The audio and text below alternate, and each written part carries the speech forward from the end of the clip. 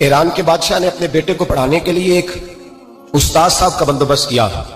استاد صاحب کو کہا کہ میرے بچے کو دین پڑھائیے، میں چاہتا ہوں کل اس نے انعام حکومت کو سنبھالنا ہے تو یہ دین سے آگاہ ہو جائے، اس کو کچھ سکھائیے، پڑھائیے.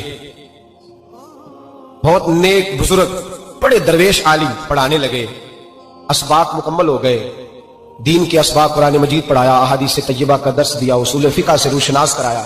جب بچے نے مکمل تعلیم حاصل کر لی اور آمین ہو گئی، دستار ہو گئی، فارغ ہو گئے، تو پھر ایک دن استاد صاحب نے کہا بیٹے کل تم نے ضرور آنا ہے، کچھ بات کرنی ہے. شہزادہ گیا ملنے استاد صاحب سے. استاد صاحب نے کنڈی لگا لی، ہاتھ میں درہ پکڑ لیا، مار مار کے پورے وجود کو زخمی کر دیا. کوئی غلطی نہیں، کوئی بات نہیں، مارا. بچہ آیا آ کے بادشاہ سلامت سے کہا کہ ابا جی سمجھ نہیں آئی، بڑا مارا استاد. تو سیانے تھے نا بادشاہ، یہاں تو قاری صاحب روز کٹہرے میں کھڑے ہوتے ہیں، مولوی صاحب آپ نے میرے بچے کو کیوں مارا ہے؟ آپ 8,000 کے مولوی ہیں، میرا کئی کروڑ کا بچہ ہے، سویرے بدل لیں گے.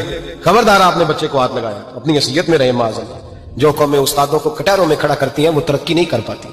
جو استادوں کو کٹہروں میں روز کھڑا کرتے ہیں. کہا ابا جی بڑا مارا ہے. تو والد بڑے سمجھدار تھے، کہنے لگے بیٹا استاد باپ ہوتا ہے، وہ زیادتی نہیں کرتا، کوئی بات ہوگی میں تیرے استاد کو کٹہرے میں نہیں بلاؤں گا. اماں سے بات کی، اماں کہنے لگی بیٹا میں تیرے باپ سے کیسے بات کروں، ڈر آتا. وقت گزر گیا، 22 سال بیت گئے، 22 سال گزر گئے. بادشاہ کا انتقال ہوا، شہزادہ تخت پہ بیٹھا. پہلا حکم یہ دیا کہ میرے استاد کو بلاؤ، پہلا حکم.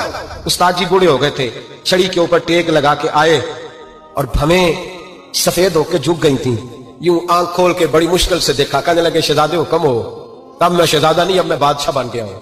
استاد جی 22 سال بیت گئے، آپ نے مارا تھا، اور وہ درد چونکہ زیادتی کی تھی، میرا قصور کوئی نہیں تھا، تو نہ میری روح سے درد گیا ہے نہ میرے جسم سے گیا ہے، میں بے اختیار تھا، پوچھ نہیں سکتا تھا، آج با اختیار ہوا ہوں. سب سے پہلے پہلا حکم آپ کو دیا، بلایا ہے، بتائے کیوں مارا تھا، کیوں مجھے مارا تھا، میری زیادتی بتائے.